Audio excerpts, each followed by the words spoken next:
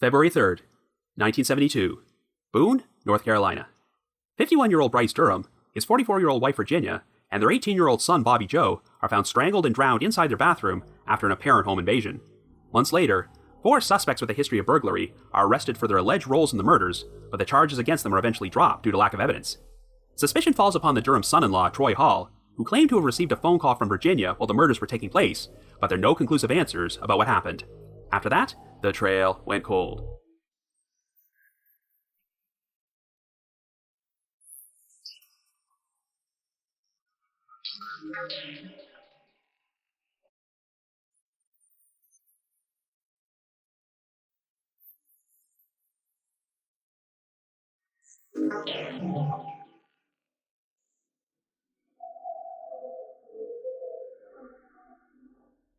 Hello everyone, and welcome to our latest episode of The Trail Went Cold. I'm your host Robin Werder, and we've got an odd cold case to cover today, the 1972 murders of the Durham family. This is the story of a married couple, Bryce and Virginia Durham, and their 18-year-old son Bobby Joe, who were all brutally killed inside their home by intruders. At the outset, the evidence seemed to suggest that the family were victims of a burglary gone wrong, but some investigators began to suspect that the scene may have been staged. The crime seemed to resemble a professional hit, but since the Durhams did not have any known enemies, no one could figure out what the motive might have been. Over the years, there would be some potential suspects, including 4 professional burglars who were arrested for this crime before the charges were dropped, and Troy Hall, the husband of the Durham's surviving daughter. Troy was the one who discovered the victims' bodies after claiming he received an odd phone call from his mother-in-law, but while some investigators have questioned whether this call actually took place, there was no direct evidence linking him to the crime. This is a pretty bizarre and baffling mystery, and believe it or not, it also happens to have an unlikely connection to the JFK assassination, which we'll be exploring later on in this episode. Anyway, before we get started, just a quick reminder that The Trail Went Cold is a weekly podcast, which is currently available for download on several platforms, including Apple Podcasts, Stitcher, Google Podcasts, and Spotify. So if you like this podcast, be sure to subscribe to it, and please leave us a rating or review on any of those sites to help spread the word and garner us more exposure. The Trail Went Cold is on Patreon, so if you would like to learn how to support the show, please visit our page at patreon.com/thetrailwentcold. For as little as $1 a month, you can garner access to exclusive rewards, which may include stickers and thank you cards, early access to episodes, and bonus content. So with all that out of the way, let's now delve into the Durham family murders.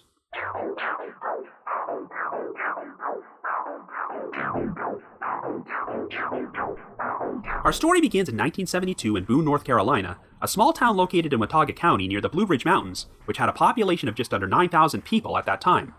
One of our victims is 51-year-old Baxter Bryce Durham, who goes by the name Bryce, and lives with his 44-year-old wife Virginia Durham and their 18-year-old son Bobby Joe in a split-level home located on Clyde Townsend Road. The Durhams also have a 19-year-old daughter named Ginny, who is currently married to a man named Troy Hall, and the couple live in a mobile home at a trailer park located 4 miles away from the Durham residence. The Durham family had previously lived in the town of Mount Airy, where Bryce worked as the manager for an auto loan business, but after they relocated to Boone in November of 1969, Bryce wound up running his own auto dealership, and Virginia is also employed there as a secretary and bookkeeper. At this point, Bobby Joe and Troy are both students at Appalachian State University, and while Ginny has recently dropped out, she still works a job there. On the evening of February the 3rd, Bryce attended a Rotary meeting at Appalachian Ski Mountain, a ski resort located in Blowing Rock, which would feature a military skiing demonstration by members of the Green Berets. However, the area was hit with a major snowstorm, with winds blowing up to 40 miles per hour, which meant that attendance for the meeting was poor, and it wrapped up earlier than expected, sometime between 8 o'clock and 8:15 p.m. Since the Durham residence was located at the end of a road with a steep hill, Bryce feared that his own vehicle would have trouble making it there in the terrible weather, so earlier that afternoon, he switched cars at his auto dealership. Bryce decided to borrow a brand new 4-wheel drive SUV the dealership had just received, called a GMC Jimmy, as he felt it was better suited to navigate the icy roads. Bobby Joe had finished up his classes at the university, and since Bryce did not believe his son's car would have had much luck making the treacherous drive home, he asked Bobby Joe to wait for him at the dealership, where he would pick both him and Virginia up and give them a ride.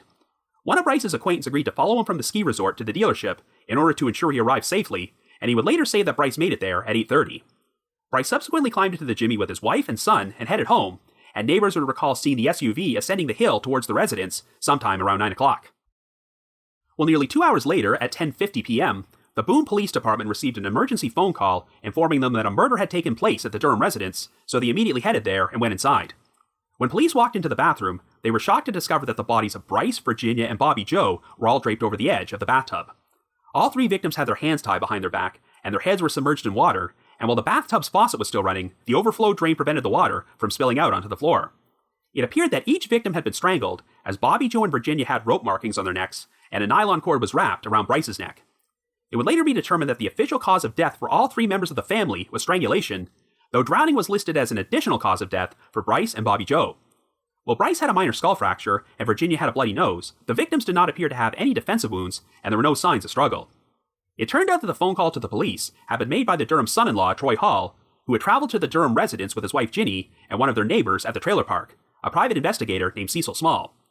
Troy claimed that at around 10:30 p.m., he and Ginny were listening to music together at their mobile home when he received a phone call from Virginia.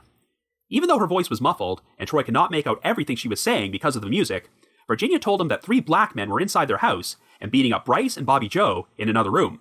Oh, and Virginia apparently did not use the phrase black men to describe them, but used a racial slur instead. Afterward, the line suddenly went dead, and Troy told Ginny about what he heard. Even though he was inclined to believe the call was a prank, Ginny asked Troy to phone her parents' house back, but he said he kept getting a busy signal. Since they lived only 4 miles away, the couple decided they should drive there to check on them, but due to the cold weather, Troy was unable to start their car, which is why he asked Cecil Small to give them a ride. Cecil drove Troy and Ginny to the Durham residence, but since the driveway and the hill leading up to it had so much ice, he decided to park on the side of the road. Since Cecil was carrying a gun, he agreed to accompany Troy to the house while Ginny waited in the car. It turned out there was no answer at the front and rear doors, and both of them were locked, but they were able to enter the residence through the garage after Troy lifted up the door and led them to a side entrance. When they walked inside the living room, they noticed that the lights were on, the television set was on, the phone had been ripped out of the wall, and the entire house appeared to have been ransacked. Even though the Durhams were nowhere in sight, there were splotches of blood on the carpet. There was a partially eaten baked chicken on the kitchen table, and since pieces of chicken and 3 cups of soda were inside the living room, it appeared that the family had arrived home and sat down to eat and watch TV together before something happened. Troy and Cecil soon heard running water from the bathroom and decided to check inside there, and that's when they discovered the bodies of Bryce, Virginia, and Bobby Joe. After leaving the residence and informing Ginny about what happened, Troy ran to a neighbor's residence to call the police. The GMC Jimmy which Bryce drove home from the dealership was missing and appeared to have been stolen, but the North Carolina Highway Patrol soon found the abandoned SUV in the ditch by the side of Poplar Grove Road about a mile from the residence. The engine was still running, and the lights and windshield wipers were left on, and a pillowcase was found inside the vehicle containing valuable items which had been taken from the house, including some silverware. There were tire tread marks at the scene belonging to a second vehicle, which had likely followed the SUV and picked up the driver, and this seemed to indicate that multiple people were involved in the crime. On the surface, the scene resembled a burglary gone wrong, as it turned out that someone had gone through Virginia's pocketbook and Bryce and Bobby Joe's wallets. But oddly, a canvas bank deposit bag containing several $100s, which the Durhams had brought home from the dealership, was left behind at the residence, even though it was lying on a dining room chair in plain sight. There were no signs of forced entry or any footprints outside the house, though they could have been covered up by the heavy snow before police arrived. But investigators found it more surprising that they could not find any wet footprints on the carpet inside the home. The murders took everyone in the community by surprise, as the crime almost seemed to resemble a professional hit. Even though the Durhams were known for being a quiet family who mostly kept to themselves, they were also known for being friendly and didn't seem to have any enemies. The Boone Police Department, the Watauga County Sheriff's Office, and the North Carolina State Bureau of Investigation all looked into several rumors about potential motives. These included Bryce being involved in illegal horse and farm dealings during his time living in Mount Airy, or him finding out about a scam involving car dealers who rolled back the mileage on vehicles before selling them to customers. However, no evidence was ever found to support any of these rumors, and they never led anywhere. But on April the 25th, 2.5 months after the murders took place, the authorities announced the arrests of 3 suspects, Jerry Ray Quesada, Dean Chandler, and Eugene Clarence Guerin, who all lived over 80 miles away in Asheville. 2 days later, a 4th suspect named Dewey Henry Coffey, who was in Maryland at the time, was also placed under arrest after he surrendered to police. All 4 men were members of a burglary ring, which was being investigated by law enforcement, and they each had past criminal records for such crimes as burglary, larceny, and breaking and entering. Dean Chandler had recently been arrested on unrelated charges and was potentially facing up to 10 years in prison for violating his parole, so in hopes of cutting a deal for himself, he decided to offer up information about the Durham family murders. Chandler claimed that he was responsible for casing the Durham residence and picking it out as the location for a burglary which involved Quesada, Guerin, and Coffey. However, Chandler maintained that he was not present when the murders took place, but when he met up with the other 3 suspects later that night, Quesada told them they had, quote-unquote, messed up the whole deal, and stated, quote, if they had waited 5 minutes later to come home, it would have saved them a lot of trouble, and us too, end quote.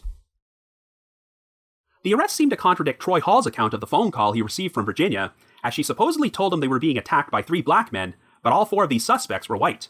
Indeed, when Quesada, Guerin, and Coffey were given polygraphs and denied any involvement in the murders, the results showed they were being truthful.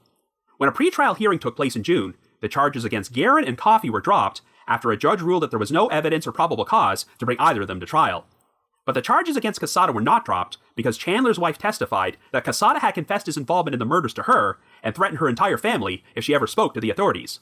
In September of that year, a grand jury would hand down indictments against Quesada for murder and Chandler for being an accessory to murder before the fact. Both men were scheduled to go on trial in June of 1973, but it wound up being postponed at the request of the prosecution, and in January of 1974, they finally decided to dismiss the murder charges against Chandler and Quesada due to lack of evidence. In spite of this, Chandler wound up getting 5 years in a federal penitentiary after pleading guilty to a car theft charge, and he received a separate 8 to 10 year prison term on larceny and breaking and entering charges. Since the investigation into these 4 men hit a dead end, Troy Hall was looked at as a potential suspect. There was apparently a disagreement among investigators about the veracity of the phone call Troy received from Virginia, as some of them believed the call never even took place. If intruders had entered the Durham residence and attacked the family, it seemed odd that Virginia would have chosen to phone her son-in-law instead of the police. Furthermore, after hearing Virginia's cries for help, why did Troy choose to drive to her house in a snowstorm rather than call the police himself? There were rumors that the Hall's marriage was not in a good place, as Ginny's parents were disappointed about her decision to drop out of university and had been pressuring her to leave her husband. Troy's alibi was that he went to the Appalachian State University Library at 5 p.m. and spent several hours studying there before he drove home and arrived at around 10 o'clock. He sat down to watch the Winter Olympics on television with Ginny, but when the bad weather caused their TV to stop working, they decided to put on some music before Troy received the phone call at 10:30. Library records did show that Troy checked out a book that night, though the exact time was not listed. There were also several eyewitnesses placing Troy in the library, but while one of his friends recalled seeing him step outside to take a break at around 8 o'clock, no one could really verify when Troy left. A forensic search of the Durham residence also failed to turn up any African-American hairs, which seemed to go against Troy's story about the family being attacked by a trio of black men. Ginny wound up inheriting nearly $250,000 from her family's estate following their deaths and was questioned extensively about the crime. She was very cooperative with investigators and at one point agreed to undergo hypnosis in order to help her recall any details from having witnessed Troy's phone call. Even though investigators continued to have their suspicions about Troy, they became satisfied that Ginny did not have any knowledge or involvement in her family's murders. Troy and Ginny moved out of the county and wound up getting divorced in 1976. Ginny eventually remarried and moved to Washington State, but while new articles about this case have been published in recent years, Ginny and Troy have always declined requests for interviews. Some unidentified fingerprints were recovered from the Durham residence, and periodic searches are performed on the prints every few years to see if any matches can be made.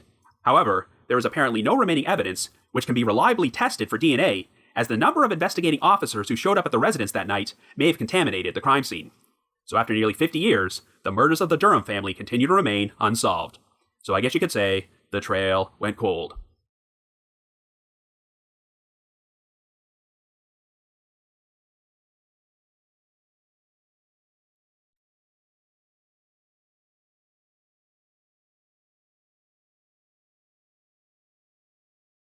So I've covered my fair share of cases on this podcast involving missing or murdered families, but I have to say that this is one of the most baffling because nothing about this story makes much sense. I have no idea what the real motive was for these murders, but I believe that the weirdest thing is that the responsible party decided to commit this crime on a night when the area was being hit by a brutal snowstorm. This may have been a premeditated murder, or it may have been unplanned, but doing so in these weather conditions was a huge risk because there were so many things that could go wrong.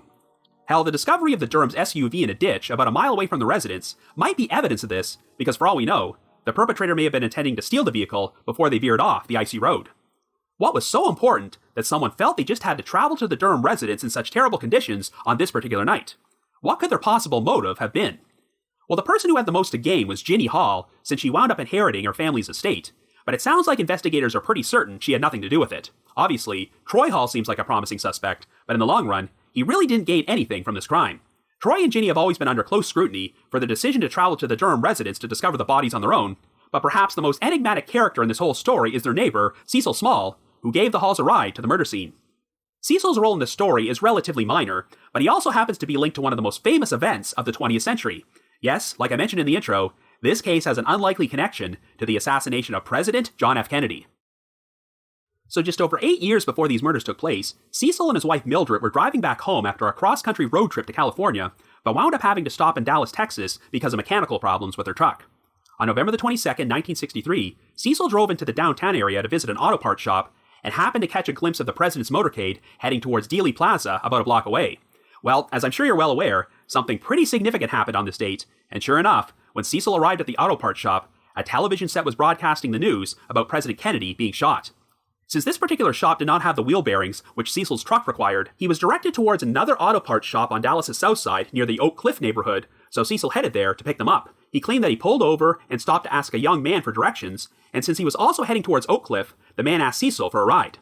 Cecil invited him into his truck, where the man soon introduced himself as Lee Harvey Oswald, who said he had just left his place of employment at the Texas School Book Depository. When Cecil informed Oswald about the shooting which had just taken place, he said that Oswald seemed to be completely unaware of it, though he did acknowledge that a police officer had briefly stopped and questioned him when he left the depository. When Cecil opened up his glove compartment, Oswald noticed a .38 caliber revolver inside and mentioned that he owned a rifle with a smaller barrel that he would be willing to trade for it. Cecil agreed to the arrangement, and after they arrived at the auto parts shop, Oswald said that he would walk to his residence in order to grab the rifle and return in about 30 minutes to make the trade. Well, Cecil never saw Oswald again, and later that day, he heard the shocking news that Oswald had been arrested for the assassination of President Kennedy and had also fatally shot Dallas police officer J.D. Tippit in Oak Cliff a very short time after they parted ways. However, Cecil never contacted the authorities, and it was only after sharing this story with a friend of his years later when this person decided to contact the FBI. When FBI agents showed up to question Cecil, they disbelieved his story because Cecil had a faulty and inaccurate recollection of Dallas' streets and landmarks. In 1977, Cecil shared the story in a tape-recorded interview with a reporter who was planning to write a book about the Kennedy assassination, though it was ultimately never published. Cecil's encounter with Oswald was never officially verified, and he passed away in 1991.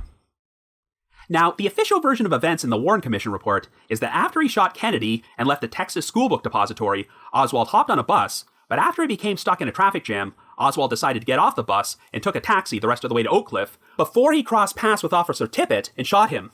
Since Cecil always maintained that Oswald seemed way too calm for someone who had just assassinated the president, conspiracy theories have used this story as evidence that Oswald was not the actual shooter.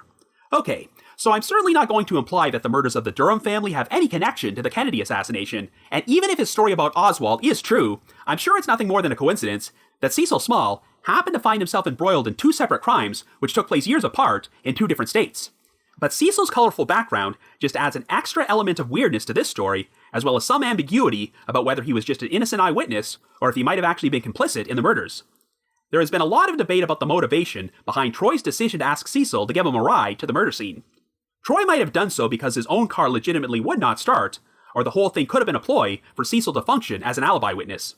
There are numerous documented cases where the killers have been the ones who, quote-unquote, discovered their victim's body in order to take suspicion off themselves, and sometimes they've asked an independent eyewitness to accompany them when they made their discovery so they could put on a show pretending to act shocked and surprised.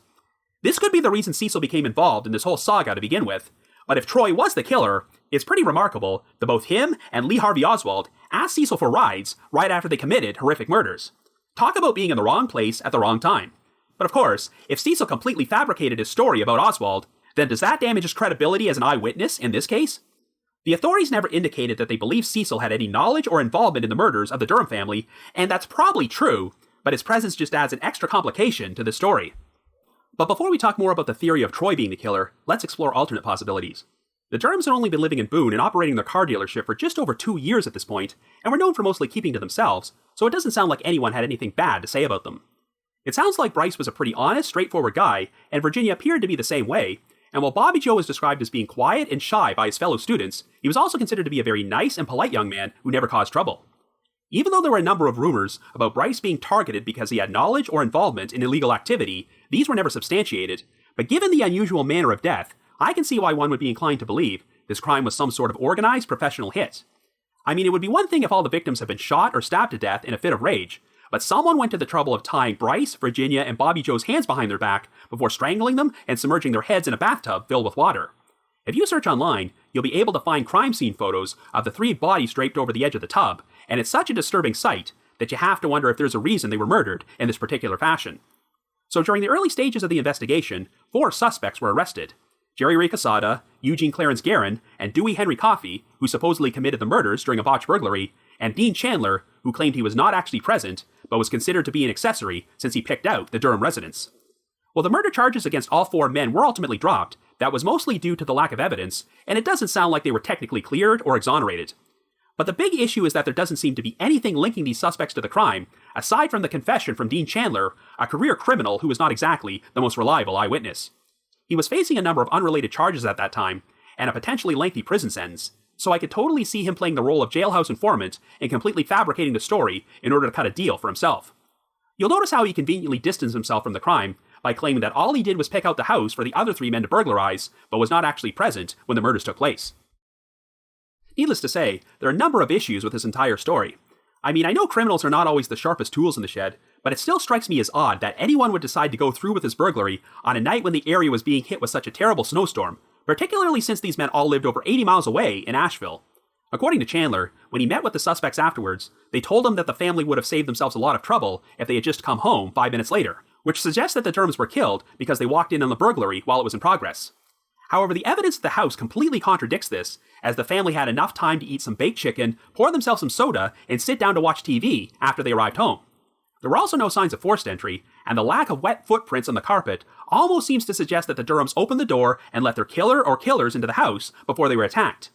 And while I never saw this confirmed by any official news source, I did come across a blog which states that Chandler was actually in jail for another crime on the evening of February the 3rd, 1972, which, if true, completely debunks his story about having met up with the other suspects right after the crime took place. I know that polygraphs are not reliable, but I can't overlook the fact that Quesada, Guerin, and Coffey all managed to pass when they took them and denied involvement in the murders. I'm sure that if the state had one shred of evidence to take any of these 4 men to trial, they would have done so, but there's nothing to implicate them other than Chandler's unreliable confession, so I'm inclined to believe he made up the entire story. And of course, the fact that all of these suspects were white goes against the story that Virginia called Troy and told him the family was being attacked by a trio of black men, so now I think would be a good time to discuss the validity of this story. Now, since we're talking about 1972 technology, I have no idea if phone records would have been checked to confirm if this call actually took place. From what I can tell, Ginny did verify that she at least saw Troy answer the phone that night, and it sounds like she stuck to the same story even after she was placed under hypnosis. But we really only have Troy's word about what was actually said during the call, and if you're an experienced true crime follower, I'm sure some alarm bells went off the moment you heard Troy mention that the attackers were black. Black men are a popular scapegoat whenever someone commits murder and attempts to blame their crime on a non-existent individual. As a famous example, there's the case of Susan Smith, a mother who was charged and convicted of the murders of her 2 children after initially telling everyone they were kidnapped by an unidentified black man during a carjacking. There's also the story of Charles Stewart, a Boston man who fatally shot his pregnant wife before inflicting a gunshot wound on himself, and he caused a citywide furor when he claimed that a black man had shot them during a robbery. While Troy Hall's story has never been conclusively disproven, the population of Boone, North Carolina is overwhelmingly white, so if Troy was complicit, I can see why he would be inclined to pin the crime on a non-existent trio of black men. Hell, Troy specifically said that Virginia used the N-word when describing these men during the call, so if he completely fabricated the story, it seems even more egregious that he would falsely accuse Virginia of using a racial slur. I would actually be curious to find out if Virginia was known for using language like that, or if it would have been very out of character for her to use the N-word. Whatever the case, investigators were unable to turn up any hairs which appeared to be African American inside the house, though by their own admission, they did not do the best job preserving forensic evidence since a number of people went through the crime scene that night. Even so, this does cast doubt on the idea of the perpetrators being black. Another issue people have with Troy's story is the idea that Virginia would call him instead of the police if there really were intruders inside a residence. But like I mentioned last month during my episode about the disappearance of Antoinette Cayadito, things were different back in the days before 911 was the go-to method for calling for help. While 911 was initially implemented in 1968, the rollout took decades, and considering that only 50% of the United States had it in 1987, I think it's reasonable to assume that there was no 911 in Boone back in 1972. If Virginia needed to call for help, it's possible she did not know the number for the Boone Police Department, and back then, the quickest way to get through was to dial 0 and ask the operator to connect you. But if there were intruders in the house, and Virginia was in a panic when she got to the phone, perhaps the first number she thought to dial was her daughter and son-in-law. But even if this is what happened, why would Troy respond by traveling to the Durham residence rather than calling the police himself? Troy said that he initially thought the call was a prank, but hearing your mother-in-law phone you and say that her family is being attacked by a trio of black men is a pretty odd idea for a prank. I know that Troy and Ginny only live 4 miles away, but since the driving conditions were so lousy, calling the police does seem like the more logical option if they really thought the Durhams were in danger. Now, I can understand the skepticism about Troy's story that he couldn't start his car, considering he had just driven home from the library and arrived there a short time earlier. But Troy maintained that the car wouldn't start because of the cold, as there wasn't sufficient power in the battery to turn over the engine. The main reason he asked Cecil Small for a ride was because Cecil's car was equipped with an engine block heater, which was kept plugged in to an outside receptacle, so there is a plausible explanation for why Troy did this. However, after they arrived at the Durham residence, I could see why it might look suspicious that Troy came up with the idea of entering the house through the garage when he discovered that all the doors were locked. This could provide a potential explanation for how an intruder was able to get inside when there were no signs of forced entry, but how many people besides Troy would have known about the entrance through the garage? However, before we accuse Troy of being involved in this crime, we have to look at the timeline and figure out if it was physically possible. It was confirmed that Troy spent a good portion of the evening at the library at Appalachian State University, and while one eyewitness recalls seeing him go outside at around 8 p.m., that doesn't necessarily mean he left at 8 o'clock. The Durhams were last seen heading towards their residence at around 9 o'clock, and Troy arrived home at approximately 10 o'clock. Well, Appalachian State University was located only about 3 miles from the Durham residence, so even if you take the bad road conditions into account, I guess it's not impossible that Troy would have had enough time to travel there, commit the murders, and arrive home during this window of time. However, you also have to take into account that the GMC Jimmy from the dealership was found about a mile away from the residence, so Troy would have needed to plant it there before he headed home. And there are also a lot of variables you have to consider. Did Troy know that Bryce would be picking up Virginia and Bobby Joe from the dealership, and they would all be driving home together?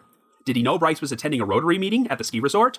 Were it not for the bad weather, the meeting probably would have ran longer than it did, so how could Troy have predicted when Bryce would arrive home? And once again, planning an elaborate murder plot, which requires you to travel to multiple locations on icy roads in a snowstorm, leaves an awful lot to chance. If Troy was involved, I think it makes a lot more sense that he would have hired someone to commit the murders rather than done so himself. After all, Ginny did verify that a phone call came into their residence at 10:30 that night. If it wasn't actually Virginia, perhaps the call was a signal from the killers to let Troy know that the job was completed and he could drive over to the residence and discover the bodies. But the problem with the hired hit theory is that it doesn't sound like Troy was an overly wealthy person, as he lived in a trailer park, and I'm not sure how much money he would have had to pay anyone. I mean, sometimes people are desperate enough to commit murder for very little compensation, but this came across as a very methodical crime, which did not appear to be the work of unskilled, low-level thugs. Interestingly enough, Bryce's Rotary meeting at the ski resort involved a presentation from the Green Berets, and some people have pointed out that the murder scene almost resembles a professional assassination from someone who would have received training similar to the Green Berets, though it's probably nothing more than a coincidence. I guess it's possible that Troy told the killers that their payment was anything they were able to steal from the house. While a deposit bag filled with money was left behind, I guess the perpetrator might not have noticed it or realized its significance. But on the other hand, it's really odd that they would go to the trouble of stealing valuable items such as silverware from the house, and then just leave them behind inside the abandoned SUV. From what I can tell, the only thing they really got was whatever was inside the Durham's wallets and pocketbook, and I have no idea how much money they were carrying at the time. Considering that the whole house was ransacked and barely anything was stolen, you get the impression the intruders were either looking for something specific or intentionally tore apart the place and staged the scene to give off the false impression of a burglary. It seems likely there was more than one person involved, and they all arrived at the house in their own vehicle. After the murders took place, at least one of the perpetrators decided to steal the SUV, while the others followed in their own vehicle. When the SUV got stuck in the ditch about a mile away, the driver subsequently left the scene in the second vehicle. But you have to wonder if the Jimmy really did veer off the road, or if it was intentionally planted there in order to give off the false impression that someone made a failed attempt to steal it before they crashed. In terms of possible motives for Troy to orchestrate this crime, it's been reported that the Durhams did not think too highly of him and had been pressuring Ginny to end their marriage. But Ginny and Troy wound up getting divorced only 4 years later anyway, and you get the impression that anyone sadistic enough to murder his in-laws because they were interfering with his marriage would not let said marriage end so easily. And if Ginny and Troy were involved in this crime together for the purposes of inheriting the estate, I'm not sure they would have gone through with a divorce while holding such a big secret over each other. Troy eventually went on to become an attorney, and as far as I can tell, he has never had any issues with the law, so you have to wonder how someone could commit a crime like this and then go on to live an ordinary, unremarkable life for the next 5 decades. I guess one of the reasons people are inclined to think that Troy was the mastermind behind the whole thing is because there doesn't seem to be anything else in the backgrounds of Bryce, Virginia, and Bobby Joe which would make them likely targets for murder, let alone on a night in which a major snowstorm took place. The detail which really sticks out to me is the lack of wet footprints on the living room carpet. You have to wonder if the Durhams let the perpetrator or perpetrators inside their house, and they proceeded to remove their boots before they attacked the family, which would explain why no footprints could be found. It seems more likely that the Durhams would let someone they knew into their residence between 9 and 10 p.m., but then again, they could have shown up at the door claiming they had gotten into an accident and needed help. Given the terrible road conditions, the Durhams would have had no trouble believing this story, and living in a small town back in 1972, people were less resistant about allowing strangers into their home. But if Troy wasn't the mastermind behind this crime, who actually did it, and what could their motive have been? I think the entire case hinges on whether you believe Troy's account about the phone call. If he intentionally lied about Virginia's story about an attack by 3 black guys, then this means at the very least, he had knowledge about what happened. But regardless of whether or not Troy was involved, whoever was responsible essentially got away with a perfect crime, because this case continues to remain a major puzzler after nearly 50 years, and I'm not sure we'll ever learn the full truth about what happened. However, if you happen to have any information about the Durham family murders, please contact the appropriate authorities. But if you just have your own thoughts about what happened, feel free to leave me a comment or send me an email to robin.warder@icloud.com. That's robin.warder@icloud.com. Another reminder that The Trail Went Cold is on Patreon, so please visit patreon.com/thetrailwentcold to learn how you can support our podcast and become eligible for some pretty neat rewards. We produced a bunch of exclusive bonus episodes for our patrons in tiers 2 and 3, and this past month, I released an episode about the kidnapping of Jolynn Rogers, who happened to be the sister of famous professional wrestler Jake the Snake Roberts, and this episode not only explores the crime itself, but the troubling history of Jolynn Rogers' entire family and her upbringing at the hands of an abusive father. And for our patrons in Tier 3, I've also recorded another new audio commentary track, which can be played over a classic episode of Unsolved Mysteries. I'd also like to give a shout out to our most recent listeners who have signed up with us on Patreon this week, and they are Patricia A., Mary, Mallory H., Kat S., Kayla A., Jody, Rachel W., and Tracy S. Thank you all so much for your support. Also, provided that it's safe enough to travel there, The Trail Went Cold is going to be appearing on Podcast Row at the very first CrimeCon UK, which is being held at the Leonardo Royal Hotel and Spa in London on the weekend of September the 25th and 26th. If you would like to purchase tickets to the event, we have a special promo code you can use to get a 10% discount. So to receive 10% off, visit crimecon.co.uk and enter the promo code COLD21. That's COLD21. In addition, I wanted to provide another reminder that I hold live streaming sessions on a platform called Get Vocal. Every Thursday night from 7 until 8 p.m. Eastern Time, I host what is essentially an after show for each week's podcast episode, where I have an interactive discussion about the featured case from said episode and answer questions and address comments from listeners. I always include a link to these sessions in our show notes, so be sure to check there for more information or visit getvocal.com. That's GETVOKL.com. I just wanted to give another shout out to my supporters at the Unsolved Mysteries message board at the Sitcoms Online forum and the Unresolved Mysteries subreddit. I need to provide a big thanks to Miguel Foote, who edits and assembles this podcast together for me, and Vince Nitro, who composes the eerie music you hear on every episode. If you haven't already, you can like us on Facebook, follow us on Twitter, or leave us a rating or a review on Apple Podcasts, Stitcher, Google Podcasts, or Spotify. So have yourself a good week and join us next Wednesday for another brand new episode of The Trail Went Cold.